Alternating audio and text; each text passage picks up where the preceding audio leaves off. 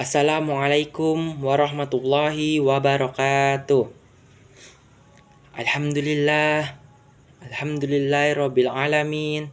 Assalatu wassalamu ala asrofil anbiya'i wal mursalin wa ala alihi washabihi ajmain, amma ba'du. Puji syukur kehadiran Allah Subhanahu wa taala. Salawat dan salam marilah kita limpahkan kepada Nabi Agung kita, yakni Nabi Muhammad sallallahu alaihi wasallam, karena semoga kita semua senantiasa istiqomah mengikuti jejak langkahnya. Amin amin ya rabbal alamin. Astaghfirullahalazim allazi la ilaha illahu wal hayyul qayyum wa atubu ilaih. Hari ini kita perlu membicarakan sebuah isu yang sangat penting, yaitu perubahan iklim. Perubahan iklim adalah salah satu ancaman bagi umat manusia pada saat ini.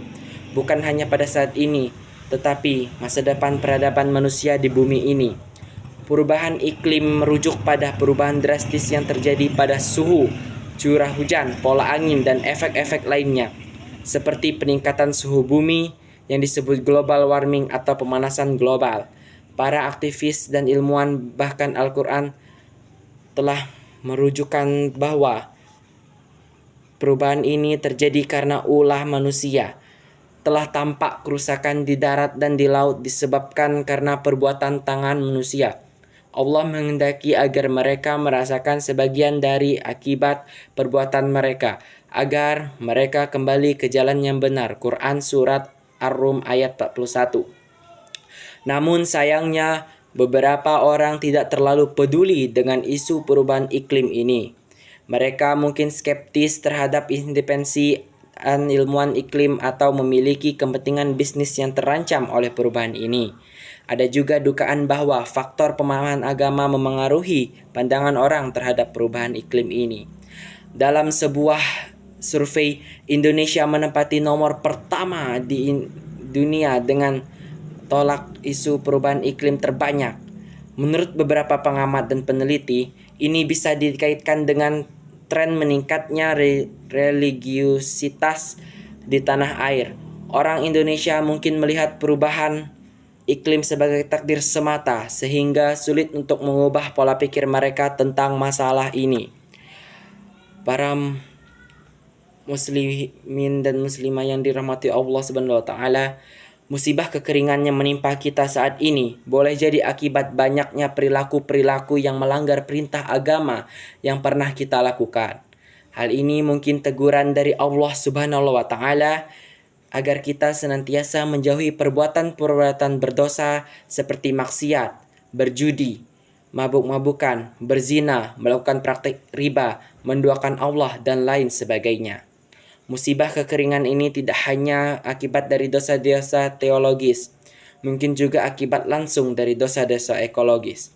Dosa ekologis adalah tindakan atau perilaku manusia yang merusak atau mengancam lingkungan alam dan ekosistem bumi, seperti menebang pohon sembarangan, merusak lingkungan, serta membabi buta penebangan pohon, dan mencemari udara dengan asap rokok dan kendaraan bermotor dan lain-lainnya.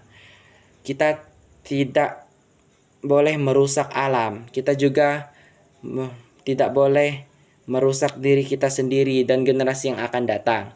Kita melihat akibat saat ini dalam bentuk musibah kekeringan dan perubahan iklim yang semakin ekstrim ini. Ini adalah peringatan bagi kita semua untuk berhenti dan menurunkan tindakan kita. Mari kita ambil pelajaran dari musibah kekeringan yang kita alami saat ini. Mari kita berkomitmen untuk menjauh dari dosa ekologis dan merawat bumi ini dengan lebih baik. Karena itu, marilah kita meminta ampun kepada Allah Subhanahu wa taala. Ya Tuhanku, sesungguhnya aku berlindung kepadamu untuk memohon kepadamu sesuatu yang aku tidak mengetahui atau hakikat kalau aku tidak mengampuninya dan menaruh belas kasihan kepadaku. Niscaya aku termasuk orang yang rugi. Quran Surat Hud ayat 47. Selain meminta ampun kepada Allah Subhanahu wa taala, kita bisa melakukan hal-hal sederhana seperti mengurangi limbah plastik, menghemat air, dan menjaga kebersihan lingkungan. Penting bagi kita untuk mengambil tindakan sekarang, karena masa depan kita dan generasi mendatang bergantung pada bagaimana kita menjaga bumi saat ini. Semoga Allah memberi kita kebijaksanaan dan kekuatan untuk melakukan tugas ini dengan baik.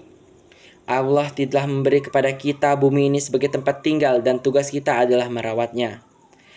Baiklah, selain meminta ampun kepada Allah, kita bisa melakukan hal-hal yang lainnya yang seperti saya sebutkan tadi. Karena itu, inilah penghujungnya. Saya akhiri khutbah saya. Wabillahi taufiq walhidayah. Wassalamualaikum warahmatullahi wabarakatuh.